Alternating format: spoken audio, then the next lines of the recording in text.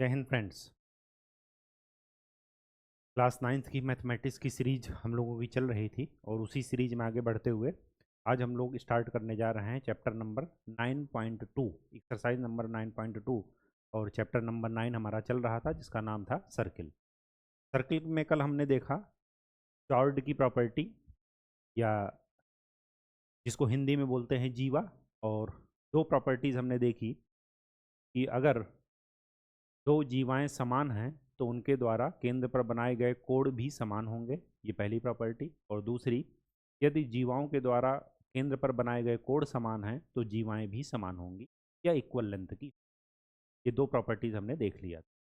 आज हम उसी चॉर्ड की, उसी जीवा की तीसरी प्रॉपर्टी की बात करेंगे और ये है थ्योरम नंबर 3 हमारी। ये क्या कहती है? ये कहती है, ये है सर्किल, ये इसका सेंटर ओ, ये है चॉर्ड ए बी। ये कह रही है कि अगर सेंटर से मैं चार्ट पर परपेंडिकुलर ड्रा करूं तो ये परपेंडिकुलर इस चार्ट ए बी को दो पार्ट में समद्विभाजित करेगा या बाइसेक्ट करेगा। तो स्टेटमेंट लिख लीजिए, the perpendicular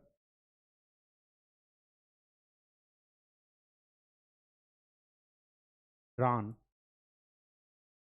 from the centre to the chord of circle bisect the chord. Hindi में लिख लीजिए, केंद्र से जीवा पर डाला गया लंब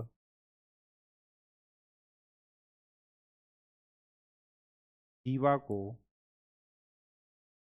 समद्विभाजित करता है।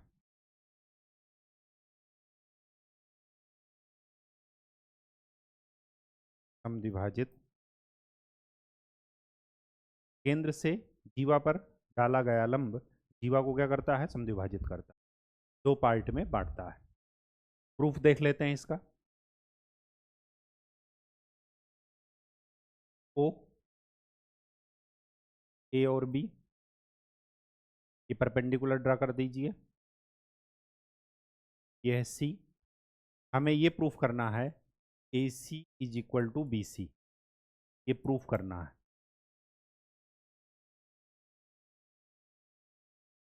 तो ट्रायंगल की बात कर लेते हैं। Triangle A O C and triangle C O B में क्या करते हैं? O A is equal to O B. क्यों? क्योंकि ये रेडियस है सर्किल का। O C is equal to O C, क्यों? क्योंकि ये कॉमन है, तो ज़्यादा चिंता की बात नहीं है। और क्या दिया गया है? Angle O C B is equal to angle O C ए।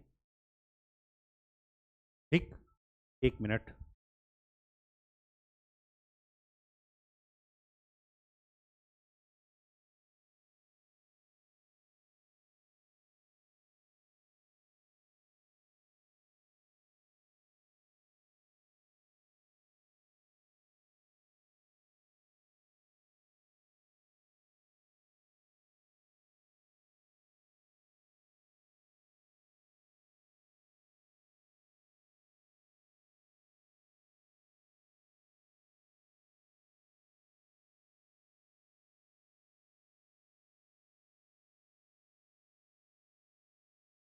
अब क्या हुआ? ये क्यों ऐसा है? क्योंकि हमें पता है 90 डिग्री पहले ही दे दिया गया है कि ये परपेंडिकुलर है। ये दिया है ना? क्यों? यहाँ पर लिख लीजिए, O C is perpendicular to A B, क्योंकि हमें गिवन है, गिवन। अब इस तरीके से दोनों ट्रायंगल क्या हो गए? Congruent. Triangle A O C is congruent to triangle C O B. और जब कॉन्ग्रुएंट हो गए तो इनके करस्पॉन्डिंग का पार्ट भी क्या होंगे? संगत भाग भी क्या होंगे? बराबर होंगे। It means A C is equal to B C. Proof हो गया, प्रूफ्ड। क्यों? CPCT लिख दीजिएगा यहाँ पर, corresponding parts of congruent triangles, सर्वांगसम त्रिभुजों के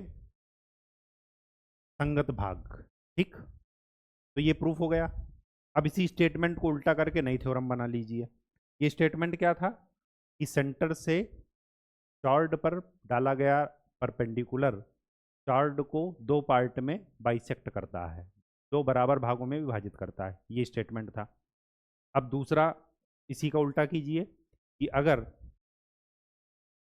सेंटर से चॉर्ड को मिलाने वाली रेखा चॉर्ड को दो पार्ट में बाइसेक्ट करती है, इसका मतलब कि वो रेखा चॉर्ड पर परपेंडिकुलर है। स्टेटमेंट रिवर्स कर दीजिए तो थ्योरम 4 बन जाएगी। थ्योरम 4 क्या कहेगी? जस्ट इसी का रिवर्स, इफ लाइन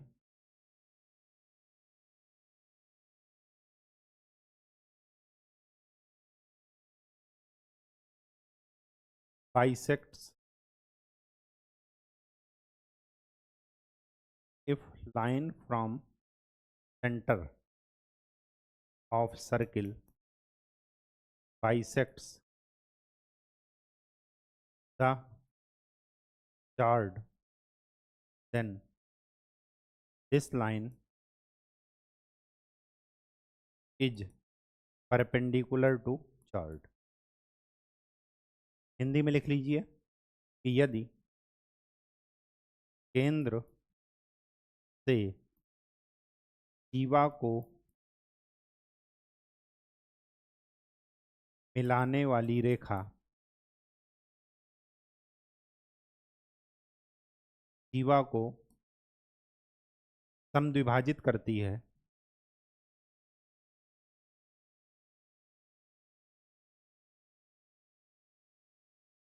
विभाजित करती है, तो वह रेखा जीवा पर लंब होगी, जीवा पर लंब होगी। ठीक, प्रूफ कर दीजिए इसको। ये सर्किल है, ये सेंटर है, सेंटर से ये है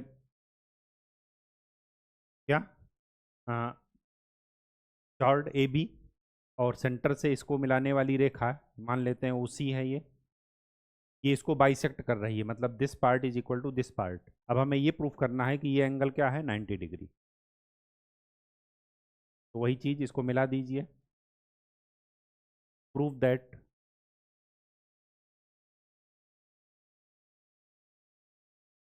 angle ACO is equal to angle BCO that is 90 degree.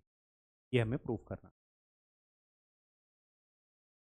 तो प्रूफ करने के लिए क्या करेंगे, ट्रायंगल ACO ट्रायंगल BCO को कॉन्ग्रुएंट प्रूफ कर दीजिए। ये कॉन्ग्रुएंट कैसे हुए देखिए, OA is equal to OB, क्यों? क्योंकि गिवन है, क्या है ये, radius. AC is equal to BC, क्यों? क्योंकि यह पहले से ही गिवन है, जो बाइसेक्ट कर रहा है। और OC is equal to OC, क्यों? क्योंकि कॉमन है। इसका मतलब ये हुआ कि ट्रिपल S रूल से ये क्या हो गए, कॉन्ग्रुएंट। और जब कॉन्ग्रुएंट हो गए तो इसका मतलब कि ये angle is equal to this angle. ठीक, कहानी समझ में आ गई? चलिए, थ्योरम 3 एंड 4 ये आपके हो गए। अब देखते हैं थ्योरम 5। थ्योरम 5 क्या है? थ्योरम 5 ये है कि equal chords are equidistant from center। अगर दो चार्ट इक्वल हैं,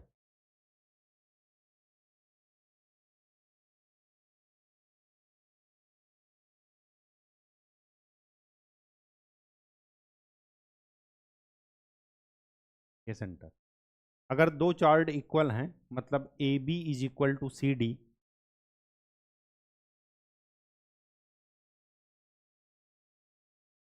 इक्वल हैं, तो यहाँ से इसकी दूरी और यहाँ से इसकी दूरी ये बराबर होगी।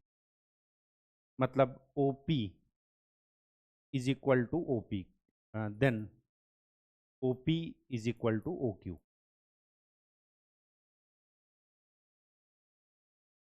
ठीक। चार्ट ऐसे भी हो सकता है, ऐसे भी बन सकता है, एक दूसरे को काटते हुए ऐसे। ठीक।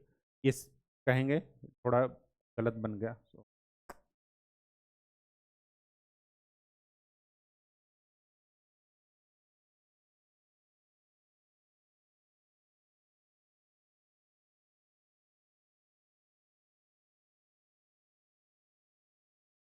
ये डिस्टेंस और ये डिस्टेंस बराबर है।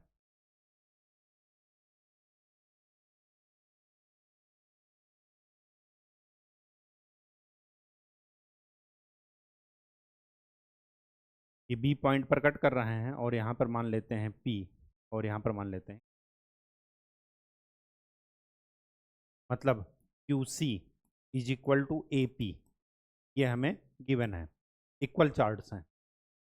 अब हमें ये प्रूफ करना है कि O E is equal to O D. क्या करेंगे, यहाँ से एक परपेंडिकुलर, सॉरी, सेंटर से इसको काट कर मिलाने वाली रेखा को क्या कर देंगे, कटिंग पॉइंट से ये जोड़ देंगे। ये एक नया लाइन ले लेते हैं, ये कंस्ट्रक्शन में आ जाएगा, रचना में, जिसको आप रचना कहना करते हैं, मतलब कुछ एडिशनल चीज़ इसमें आप जोड़ रहे हैं, तो इसको मान लेते हैं एम। तो कंस्ट्रक्शन या रचना में क्या आ जाएगा कि जो जहाँ पर कट कर रहे हैं यहाँ से लेकर के ओ एम तक आप क्या कर दीजिए, एक लाइन ड्रा कर दीजिए जो सेंटर से पास हो। इसके बाद हमें ये प्रूफ करना है। अब देखिए, हमें अगर मैं ये प्रूफ कर दूं कि ये ट्रायंगल और ये ट्रायंगल कॉन्ग्रुएंट हैं, तो हमारा प्रूफ हो जाएगा। या दूसरा तरीका क्या हुआ, ये भी एक ट्रायंगल बन गया, ये एक ट्रायंगल, अगर ये बड़ा वाला ट्रायंगल एम बी सी और एम बी ए, ये अगर कॉन्ग्रुएंट मैं प्रूफ कर देता हूं, तो फिर हमारा ये चीज़ प्रूफ हो जाएगी। ठीक है। अब आपको ये ध्यान में रखना है कि पॉइंट से लाइन की डिस्टेंस होती क्या है। जैसे ये एक पॉइंट है और ये एक लाइन है, तो अगर आपसे पूछा जाए कि इस पॉइंट से इस लाइन की डिस्टेंस क्या है, तो हमेशा आप क्या बताएंगे, इस पॉइंट से इस लाइन पर परपेंडिकुलर ड्रा कर देंगे, और वही इसकी सबसे शॉर्टेस्ट डिस्टेंस होगी। हो सकता है आप यहाँ से मेजर करें तो ये लंबी डिस्टेंस है, यहाँ से मेजर करें ये भी लंबी डिस्टेंस है, ये भी लंबी डिस्टेंस है, ये भी लंबी डिस्टेंस है, ये भी डिस्टेंस है, ये भी डिस्टेंस है। डिस्टेंस सारी हैं, लेकिन जो एक्चुअल मामले में डिस्टेंस है, सही डिस्टेंस है, वो ये है। लाइन से उस पॉइंट को क्या कर दीजिए, परपेंडिकुलर ड्रा कर दीजिए। जो मिनिमम डिस्टेंस होगी, शॉर्टेस्ट डिस्टेंस, वही आपकी एक्चुअल डिस्टेंस होगी।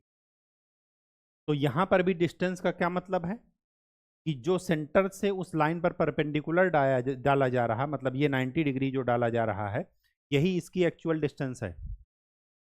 बाकी आप कहिए कि डिस्टेंस यहाँ से मिला देंगे, यहाँ से मिला देंगे, सारी डिस्टेंस होंगी, लेकिन सही मायने में डिस्टेंस कौन सी होगी, जो पॉइंट से लाइन पर परपेंडिकुलर ड्रा किया जाता है, उससे जो डिस्टेंस, वही परपेंडिकुलर की जो डिस्टेंस होती है, वही आपकी एक्चुअल डिस्टेंस होती है। ठीक है। और वही सबसे शॉर्टेस्ट डिस्टेंस भी होती है, ये भी ध्यान रखिएगा, सबसे मिनिमम डिस्टेंस। अब हमें ये प्रूफ करना है, तो प्रूफ करने के लिए क्या करेंगे, triangle B E O and triangle B D O, इसको प्रूव कर दीजिए कॉन्ग्रुएंट। कैसे प्रूव करेंगे, पहली बात तो angle O E B is equal to angle O D B. क्यों 90 degree. O B is equal to O B, क्यों, क्योंकि कॉमन है।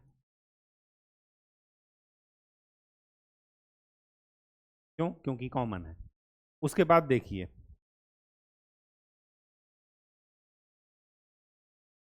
ये जो एंगल है, angle O, sorry, E B O is equal to angle O B D, ये angle बराबर है।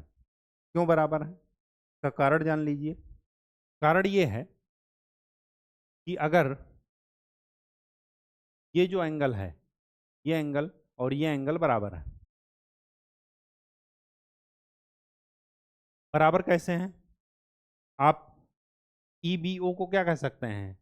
ई बी ओ 90 में से इसको घटा दीजिए, मतलब ई बी ओ को आप ये भी लिख सकते हैं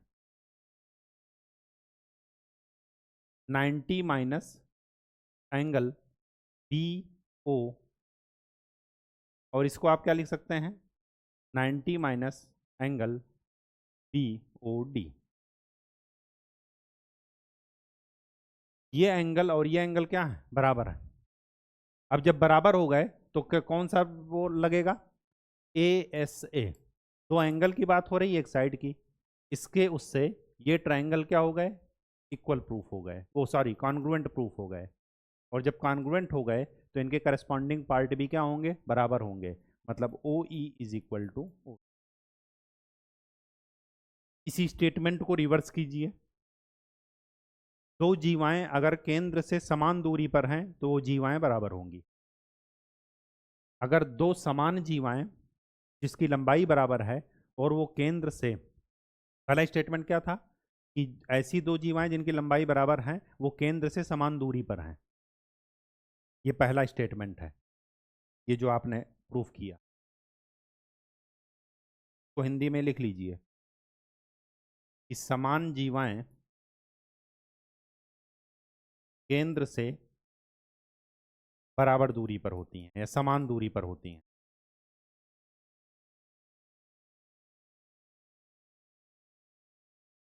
थ्योरम 6 क्या होगा? इसी का उल्टा हो जाएगा। क्या? यदि दो जीवाएं केंद्र से बराबर दूरी पर हैं तो उनकी लंबाई भी बराबर होगी।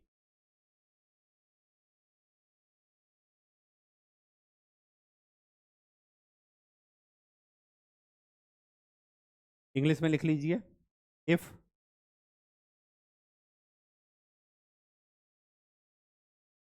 To chords are equidistant from center of circle, then their lengths are also equal। तो उनकी लंबाई भी क्या होगी? बराबर होगी।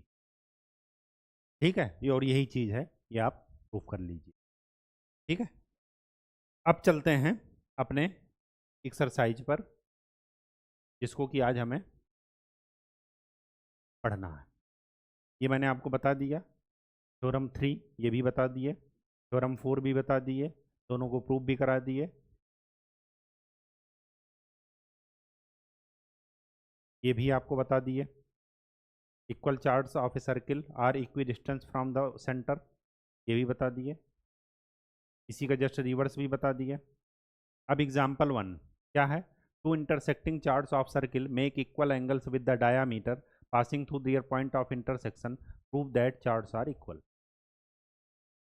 क्या कह रहा कि दो इंटरसेक्टिंग चार्ट्स हैं, इसकी सर्किल की, make angles with diameter, equal angle, ये डायामीटर से इक्वल एंगल बना रहे हैं, मतलब ये एंगल इक्वल है। ये मैंने आपको लास्ट वाला जो प्रूफ किया था वही है ये।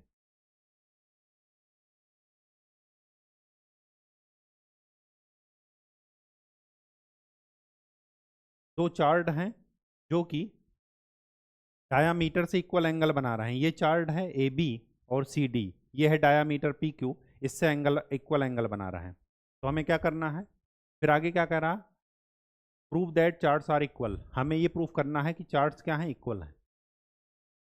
अब देखिए, चार्ट्स अगर इक्वल तभी होंगे जब ये वाला ट्रायंगल और ये वाला ट्रायंगल कॉन्ग्रुएंट प्रूफ कर दीजिए, या बड़ा वाला ट्रायंगल ये वाला और या ये वाला, ये दोनों इक्वल कॉन्ग्रुएंट प्रूफ कर दीजिए। तो कॉन्ग्रुएंट प्रूफ करने के लिए क्या करेंगे? पहला तो यही लाइन कॉमन है दोनों में, चाहे छोटा वाला ट्रायंगल लीजिए चाहे बड़ा वाला। दूसरा, ये 90 डिग्री एंगल बराबर है, साइड बराबर हो गया, एंगल बराबर हो गया। और तीसरा, ये एंगल आपको गिवन ही है, बराबर है, मेक इक्वल। तो इस तरीके से ये वाला ट्रायंगल और ये वाला ट्रायंगल कॉन्ग्रुएंट प्रूफ हो गए, या ये कहिए ये वाला ट्रायंगल और ये वाला ट्रायंगल भी कॉन्ग्रुएंट प्रूफ हो गए। जब ये कॉन्ग्रुएंट हैं तो ये वाले भी अपने आप कॉन्ग्रुएंट होंगे, कन्फर्म है। या ये कहिए कि ये ऐसे कट कर रहा है, तो ये एंगल और ये एंगल अपोजिट एंगल बराबर होते हैं, तिरछाभिमुख कोण जिसे आप कह रहे हैं। और ये एंगल और ये एंगल भी क्या होते हैं, बराबर होते हैं। ठीक,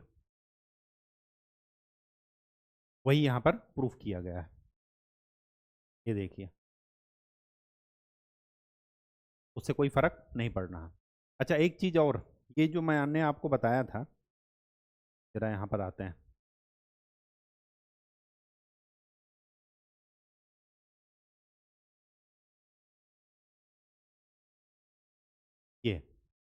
ये वाला तो मैंने प्रूफ आपको बताया था, ये जो आपका लास्ट वाला एग्जाम्पल है।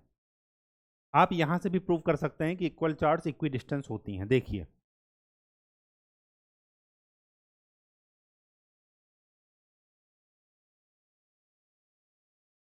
ये है ए बी, ये है पी क्यू, ये है सेंटर ओ। हमें ये प्रूफ करना है कि ये डिस्टेंस और ये डिस्टेंस बराबर है, मतलब O P is equal to O M, ये प्रूफ करना है।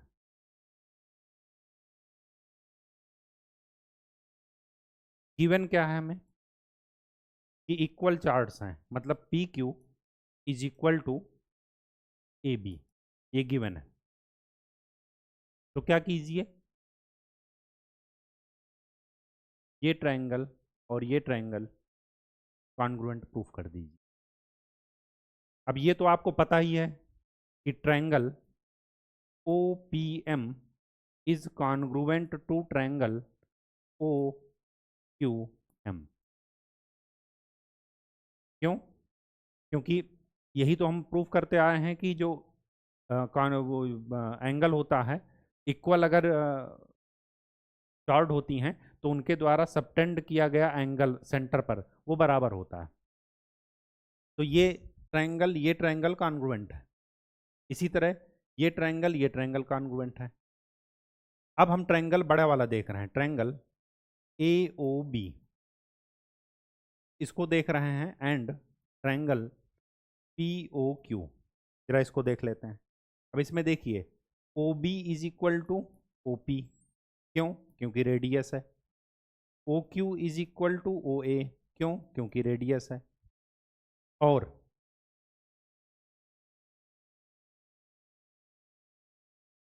P Q is equal to A B, क्यों? क्योंकि गिवन है।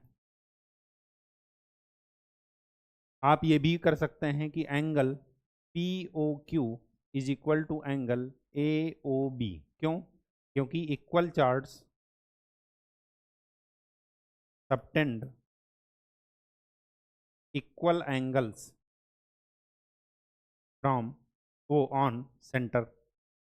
जो इक्वल चार्ज होती हैं वो सेंटर पर इक्वल एंगल्स सबटेंड करती हैं, बनाती हैं।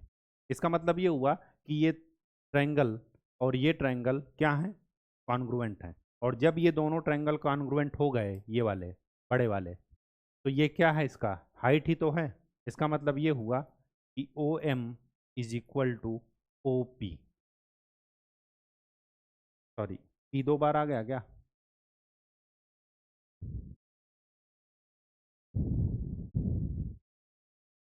अच्छा, पी दो बार आ गया, इसको एन कर दीजिए।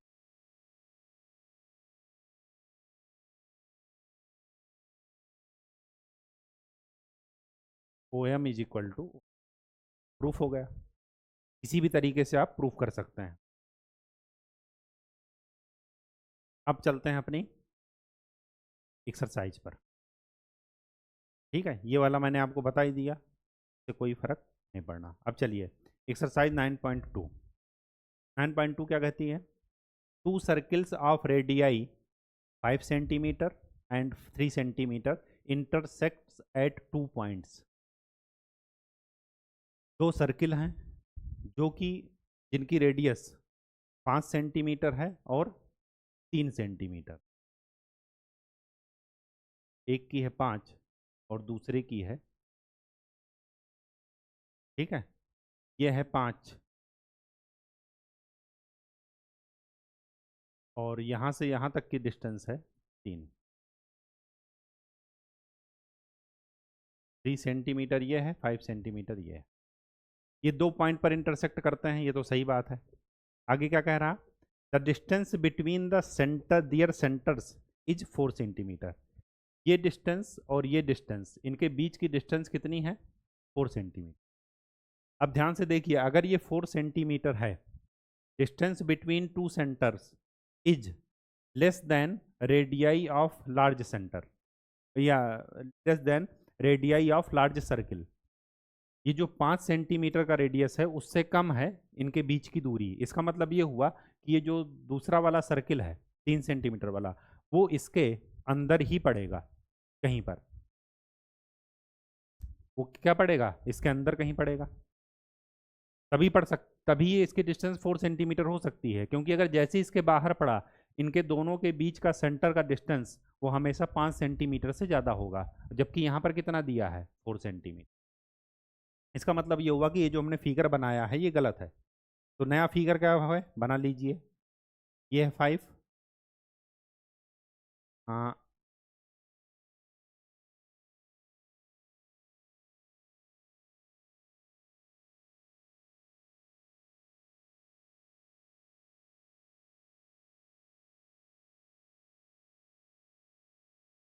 ये जो रेडियस है ये होगी क्या, 3 सेंटीमीटर।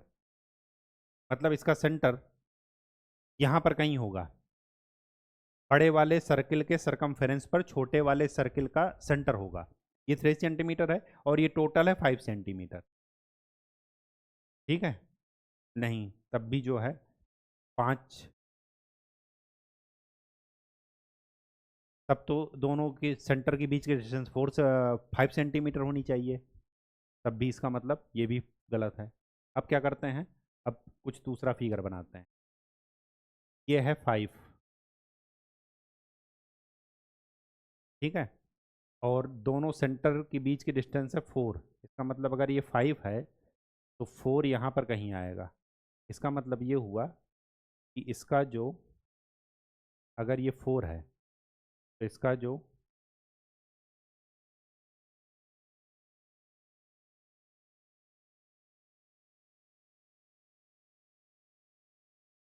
ये है 5, मान लेते हैं ये टोटल है 5। 5 से एक कम मतलब 4, यहाँ से 4 सेंटीमीटर पर, और 4 में से 3 सेंटीमीटर तो क्या हो जाएगा, सर्किल की रेडियस हो जाएगी छोटे वाले की।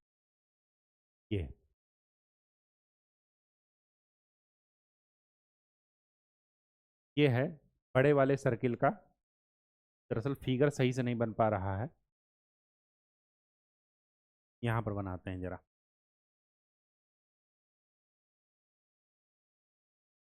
ये है छोटा वाला सर्किल, इसकी रेडियस है 3 सेंटीमीटर, ठीक है। और बड़ा वाला सर्किल, अगर देखिए यहाँ पर यह है 4 सेंटीमीटर, दोनों के बीच का सेंटर, तो इसका सेंटर ये आया। और बड़े वाली सर्किल की रेडियस क्या है, 5 सेंटीमीटर, और 3 सेंटीमीटर यहाँ पर आया, तो 1 सेंटीमीटर ये आया, और जाना चाहिए 5, तो 1 सेंटीमीटर और बढ़ा दीजिए।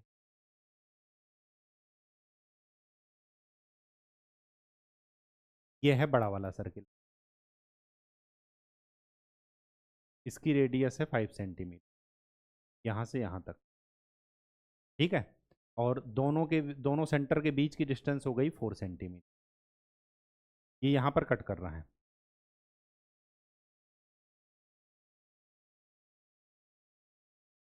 ठीक है। अब यहाँ पर कट करने का मतलब ही ये है क्या,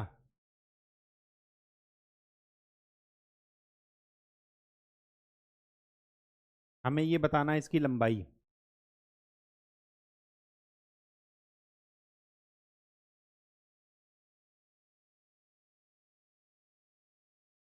तीन सेंटीमीटर ये है।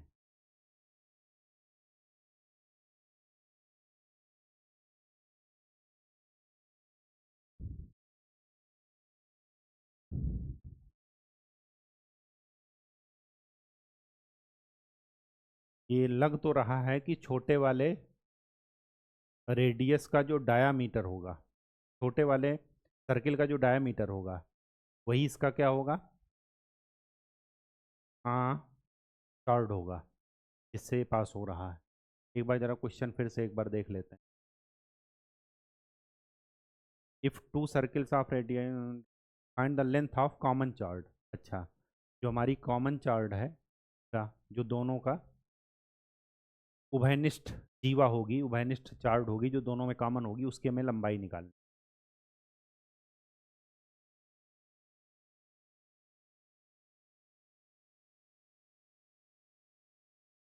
5 सेंटीमीटर,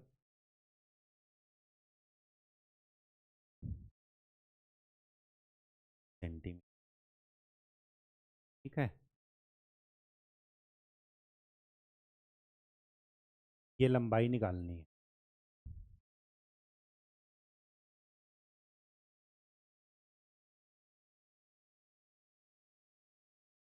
ये है 5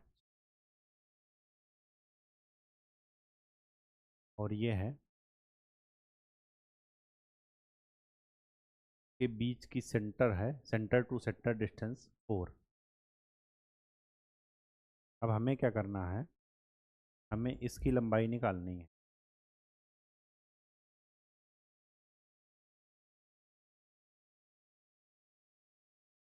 लंबाई निकालने का ये मतलब है कि क्या है, the common chart is diameter of small circle. जो कॉमन चार्ट होगी वो स्मॉल सर्किल का क्या होगी, डायामीटर होगी। और डायामीटर स्मॉल सर्किल का कितना हो जाएगा, 6 सेंटीमीटर। उसकी लंबाई कितनी हो जाएगी, 6 सेंटीमीटर। फिगर का थोड़ा विजुअलाइजेशन सही कर लीजिए।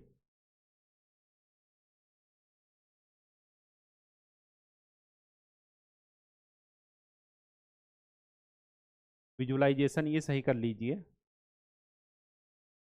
कि जो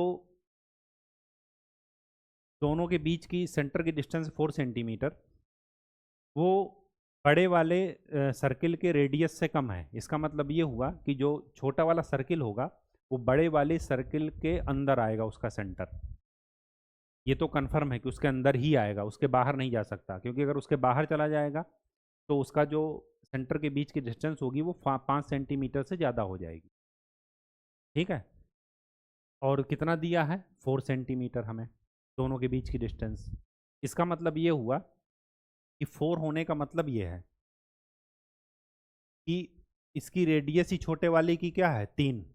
अब अगर रेडियस ही 3 है और दोनों के बीच की डिस्टेंस है 4, इसका मतलब ये हुआ कि ये खाली 1 सेंटीमीटर यहाँ से छूटेगा बस, बड़े वाले उससे सर्किल से, के सेंटर से। उसके बाद ये पूरा सर्किल बनेगा। तो जब आप इसको ड्रा करेंगे तो आप देखेंगे कि जो छोटे वाले सर्किल का डायामीटर है वही क्या है, दोनों के बीच की कॉमन चार्ट। और दोनों के बीच की कॉमन चार्ट अगर छोटे वाले सर्किल का डायामीटर है तो डायामीटर की लंबाई क्या हो जाएगी, छोटे वाले सर्किल का रेडियस इंटू 2, मतलब 6 सेंटी। ठीक। एक बार फिगर जरा ढंग से बना लीजिएगा तो अपने आप विजुअलाइज हो जाए। ठीक है, चलिए अब चलते हैं अपने सेकंड क्वेश्चन। क्या कह रहा, if two equal chords of a circle intersects within the circle, prove that the segments of one chart are equal to corresponding segment of other chart। ये लास्ट वाला है जो मैंने आपको बताया था। ये सर्किल है, हमें इक्वल चार्ट गिवन है, ये और ये A B equal to C D. ये हमें गिवन है, इक्वल चार्ट है, दिखा है ना, इक्वल चार्ट्स इंटरसेक्ट कर रही हैं सर्किल के अंदर, तो उनके करस्पॉन्डिंग सेगमेंट्स जो होंगे वो बराबर होंगे। अगर इसका सेंटर ओ मान लेते हैं और ये इंटरसेक्ट कर रही हैं पी पॉइंट पर, तो हमें ये बताना है कि P D is equal to A P या P B is equal to C P. तो क्या कर दीजिए, यहाँ से ये ड्रा कर दीजिए, ये ड्रा कर दीजिए, चाहे ये कर दीजिए, चाहे यहाँ से परपेंडिकुलर भी ड्रा कर सकते हैं, बात एक ही है।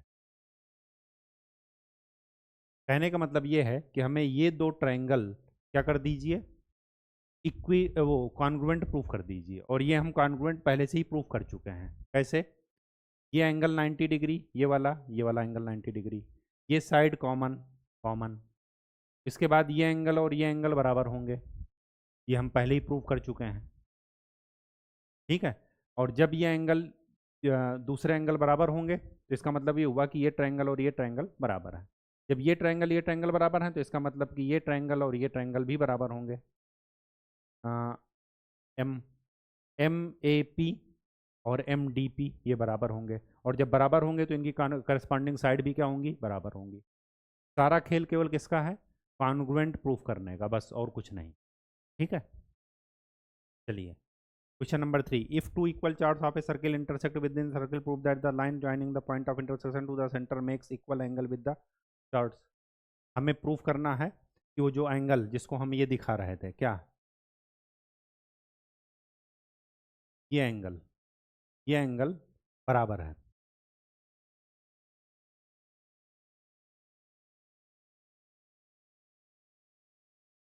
ये एंगल बराबर है, हमें ये प्रूफ करना है।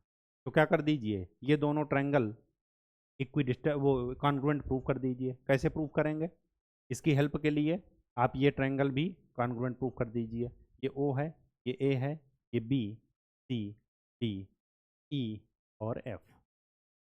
आपको क्या प्रूफ करना है, triangle D C A congruent to triangle A B.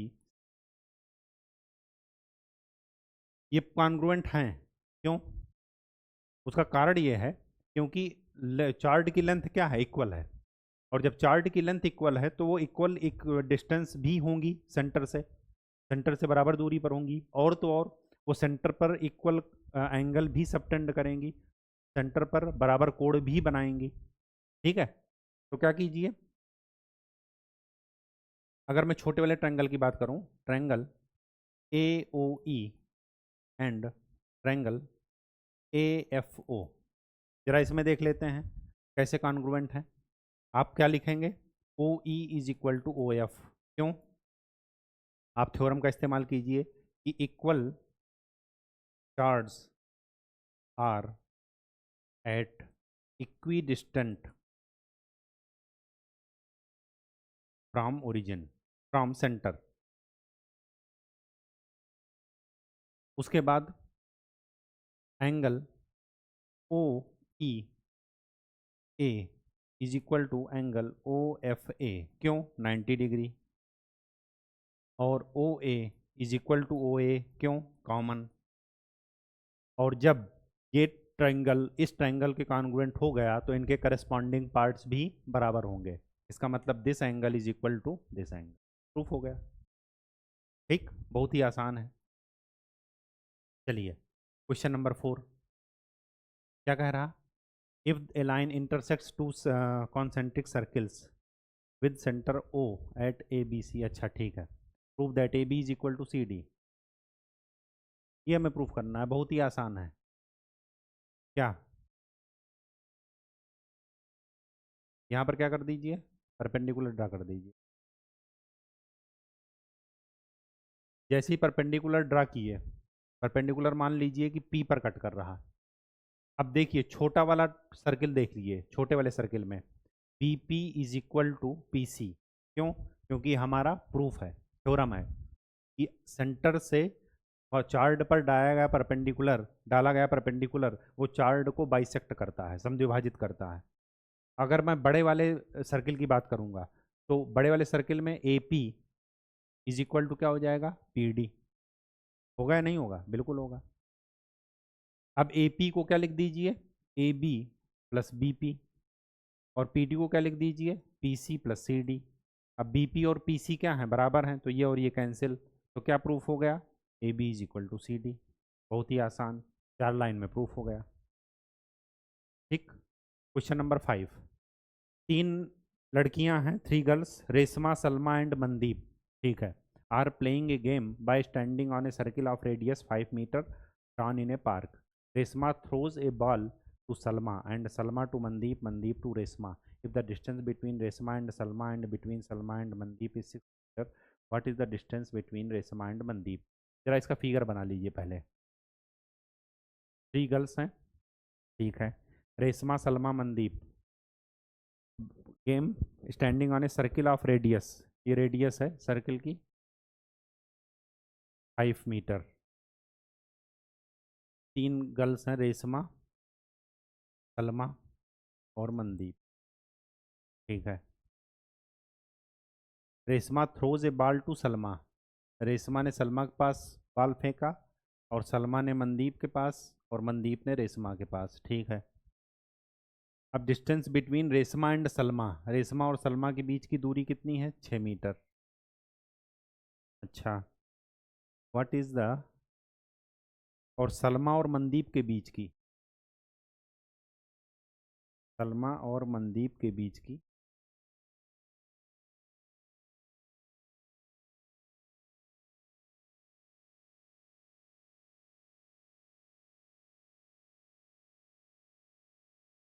Salma और मनदीप के बीच की है 6 मीटर, यह है 6। What is the distance between Reshma and Mandeep, ये हमें बतानी है।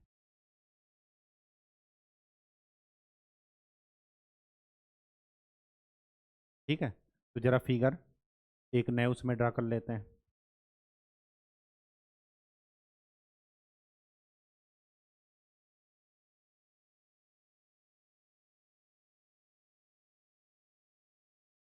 रेशमा, सलमा, मनदीप, ये ऐसे बैठे हैं, ठीक है। इनके बीच की डिस्टेंस है 6, एस एम की वैल्यू है 6 मीटर। यहाँ से परपेंडिकुलर ड्रा कर दीजिए, सेंटर है, ये रेडियस आपको पता है 5, ये भी 5, ठीक है। मान लेते हैं ये है पी, तो रेशमा वो एस एम की वैल्यू है 6 मीटर और आर एस की वैल्यू भी है 6 मीटर। हमें निकालना है आर एम, रेशमा और मनदीप के बीच की डिस्टेंस। हमें ओ एम और ओ एस दिया है, वो है सर्किल की रेडियस 5 मीटर, ठीक। अब ध्यान से देखिए, ये आपको पता है कि सेंटर से जो भी परपेंडिकुलर डाला जाता है चार्ट पर वो उसको बाइसेक्ट करता है। तो अगर ये 6 है तो ये हो जाएगा 3 और ये हो जाएगा, अगर ये 3 है और ये है 5 तो ये कितना हो जाएगा, ओपी कितना हो जाएगा, 4। ठीक, कैसे निकालेंगे, पाइथागोरस थ्योरम से।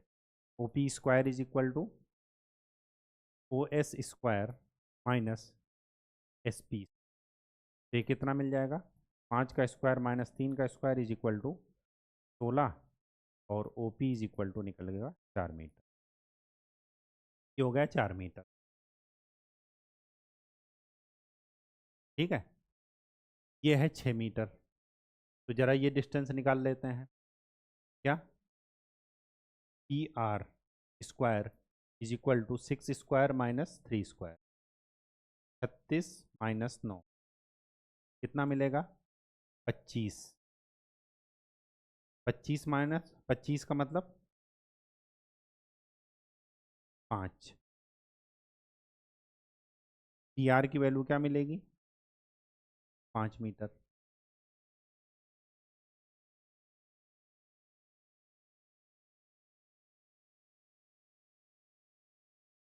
रेशमा और सलमा, और सलमा और मनदीप। रेशमा और सलमा, सलमा और मनदीप।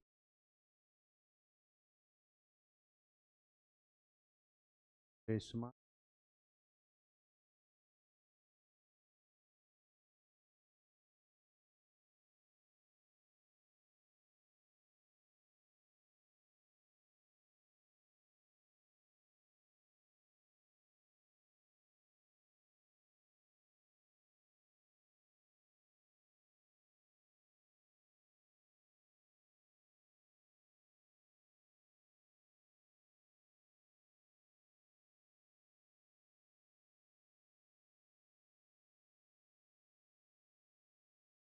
तब तो 6 मीटर ही निकलेगा डिस्टेंस। आंसर आपका 6 मीटर है।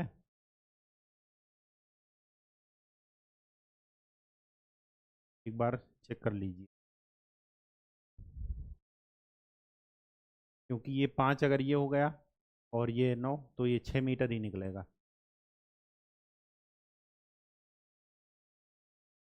दूसरा तरीका क्या हो सकता है?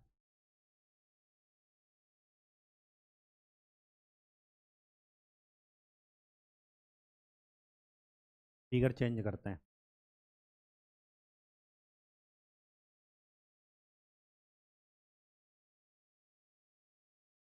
ये है सेंटर ओ, सलमा, रेशमा, मनदीप। इनके इनके बीच की डिस्टेंस है 6। इनके इनके बीच की डिस्टेंस है 6। हमें ये डिस्टेंस कैलकुलेट करनी है, RM, रेशमा और मनदीप के बीच की डिस्टेंस। ठीक, ये डिस्टेंस है 5, क्योंकि रेडियस है ये भी डिस्टेंस है 5, ये भी डिस्टेंस है। इसको मान लेते हैं P। RM is equal to क्या मिलेगा? RP plus PM। ठीक, RP प्लस PM। अब हमें क्या करना है? ये है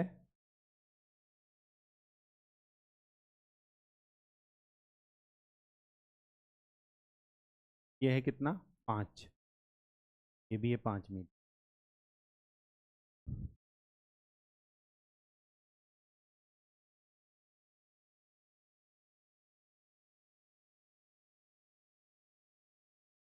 अगर मैं इसको x मान लूँ, तो ये कितना हो जाएगा?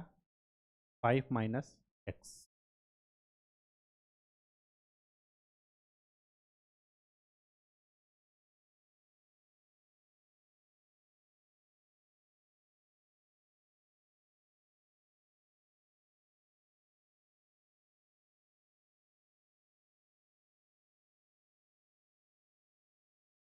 ठीक है, तो RP square is equal to 6 square minus 5 minus x का whole square.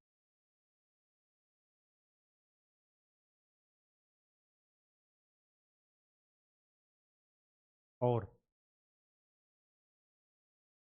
PM square is equal to PM square equal to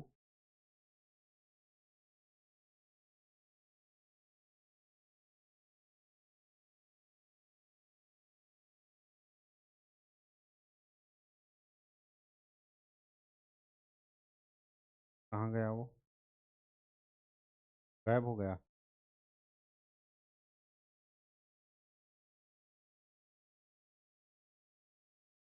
हाँ, सलमा, रेशमा,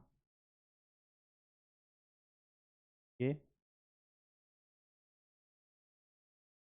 ये है 6,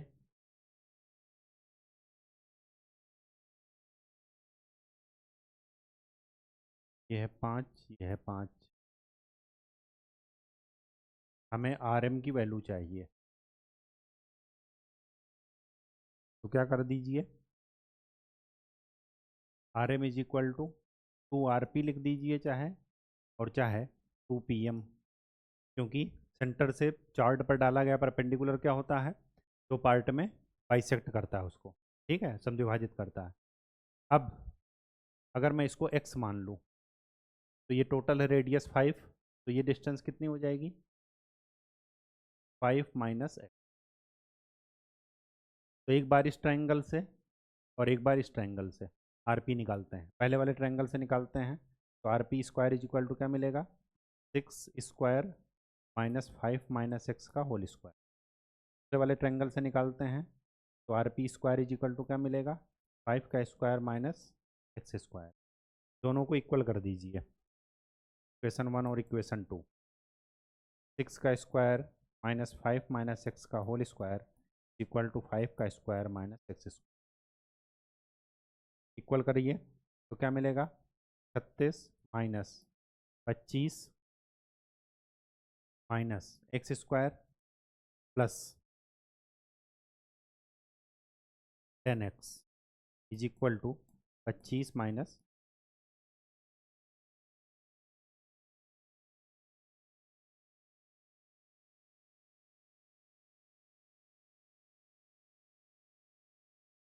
माइनस एक्स स्क्वायर से minus x square cancel.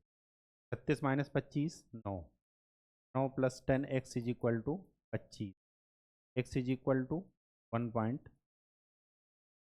x क्या मिला 1.6, और x अगर 1.6 मिला तो हमें 1.6 कहीं भी जा करके रख दीजिए, यहीं पर रख दीजिए, तो RP स्क्वायर का मिलेगा 25 माइनस 1.6 का स्क्वायर, कितना मिला 25 माइनस 2.56, तो ये कितना मिल गया 22.44। तो RP इज इक्वल टू क्या मिलेगा, अंडर रूट 22.44। इसका रूट निकाल लीजिए, 4 पॉइंट समथिंग आ जाएगा, फिर उसको यहाँ पर डबल कर दीजिए तो RM की वैल्यू मिल जाएगी 2 इंटू 4 पॉइंट समथिंग, ये आपका आंसर हो जाएगा। ठीक है, अब देखिए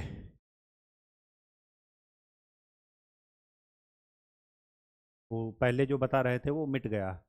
अगर मैं, हाँ ये वाला है, अगर मैं इसको ऐसे मान लेता हूँ SM, मतलब सलमा और मनदीप, सलमा को मैं यहाँ पर मानता हूँ, तो इसका मतलब क्या हुआ कि ये भी 6 आ जाएगा, और जबकि 6 आपका आंसर नहीं था। ठीक है, आंसर भी एक बार देख लीजिएगा।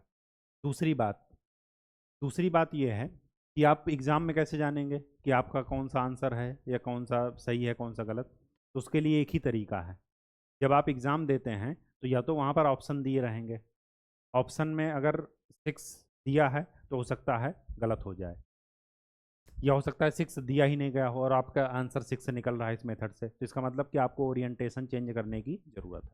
ठीक है, और कोई तरीका नहीं है, हिट एंड ट्रायल मेथड ही लगेगा। और सबसे सही बात यह है कि बार बार आपको प्रैक्टिस करनी पड़ेगी, ठीक, और कोई तरीका नहीं है। चलिए, लिखा है a circular park of radius 20 metre is situated in a colony. 3 boys, Ankur, Saeed and David are sitting at equal distance from on its boundary. अब हमें ये देखना है, उसकी रेडियस है 20 मीटर, ठीक है। Length of string of each phone boundary, each having a toy telephone in his hand to take each other to talk each other, find the length of string of each phone। ठीक है, देख लेते।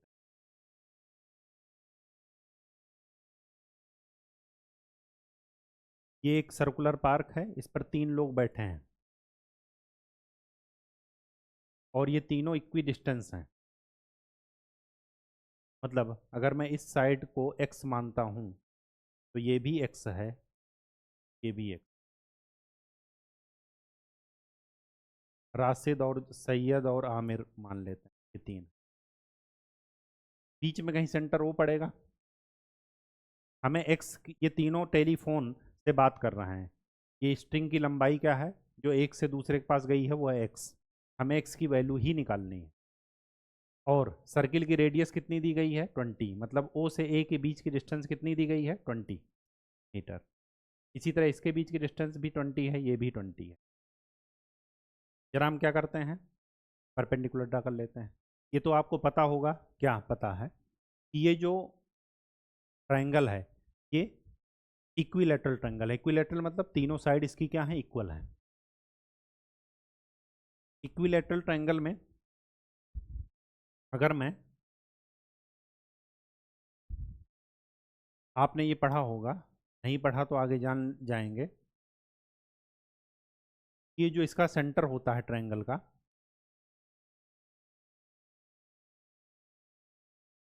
ये जो median होती है, उस median को ये सेंटर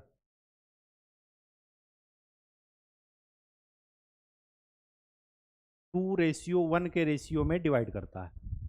2 क्या है, सेंटर से वर्टेक्स की बीच की डिस्टेंस, और 1 क्या है, सेंटर से बेस की या साइड की डिस्टेंस। ठीक है, तो O divides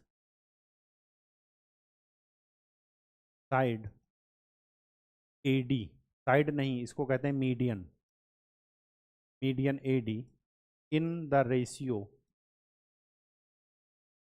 2:1।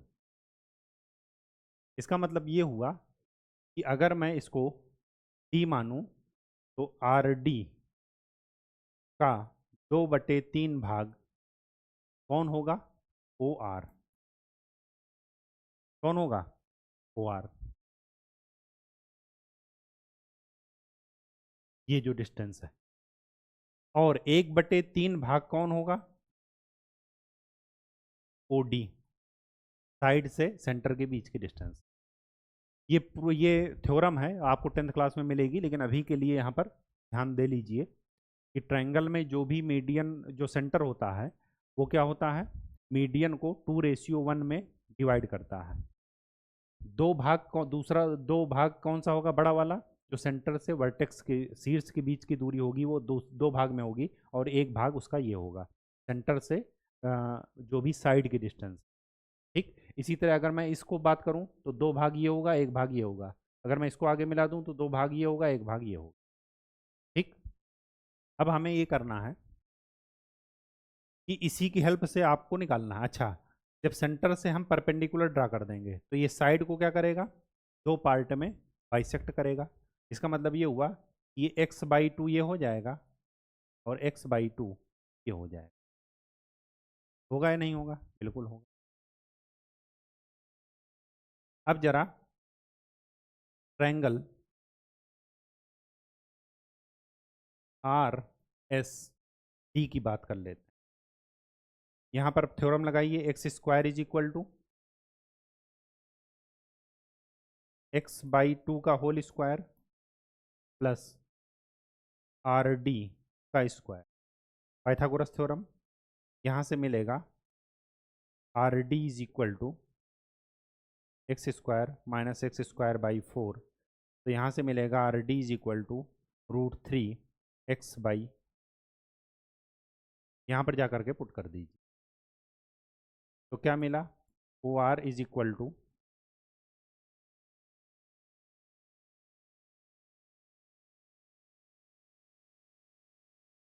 OR is equal to 2/3 into √3 x/।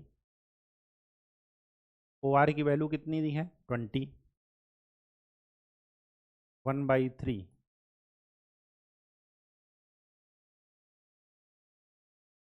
√3। तो x की वैल्यू क्या मिली, 20 इंटू 3/√3। तो x की वैल्यू क्या मिली, 20। इसको आप लिख सकते हैं √3 का स्क्वायर डिवाइडेड बाई √3, √3 से √3 कैंसिल। तो आपको स्ट्रिंग की लंबाई कितनी मिली, 20√3 मीटर। ये क्वेश्चन बहुत पूछा जाता है, ये ध्यान भी रखिएगा। इसी को आप रिजल्ट के रूप में भी याद रखिएगा कि अगर एक सर्किल है जिसकी रेडियस है 20 मीटर या 20 यूनिट, तो उसमें अगर मैं वो बनाऊंगा क्या, इक्विलेटरल ट्रायंगल, समबाहु त्रिभुज, तो उसकी भुजा की लंबाई कितनी हो जाएगी, 20√3। बस ये रिजल्ट आपको ध्यान में रखना है। ये केवल और केवल किससे आता है, जब आप अभ्यास करेंगे, जब आप प्रैक्टिस करेंगे। तो ऐसे ही कॉन्फ्यूजन आपको अपने आप ध्यान में रखें रहेंगे दिमाग में। जब आगे आप कंपटीशन देंगे, वहाँ पर एक क्वेश्चन को सॉल्व करने के लिए मुश्किल से 1 मिनट लगेगा, तो आप इतना कैलकुलेशन नहीं कर सकते। तो उसके लिए आपको ज़रूरी है कि आप ज़्यादा से ज़्यादा क्या करें, अभ्यास करें, प्रैक्टिस करें। ठीक है, कहानी समझ में आ गई, तो ये ज़रा ध्यान में रखिएगा। अब देखते हैं, लास्ट क्वेश्चन था शायद ये, इसके बाद कोई क्वेश्चन है नहीं है। ठीक है, इसके बाद नेक्स्ट एक्सरसाइज में हम लोग नई बातें करेंगे। तब तक के लिए खूब अच्छे से पढ़ाई कीजिए, चीज़ों का रिवीजन कीजिए, और बार बार मैं कह रहा हूँ कि पहाड़ा ज़रूर याद रखिए। ठीक है, ताकि आगे की ज़िंदगी आसान हो जाए। धन्यवाद।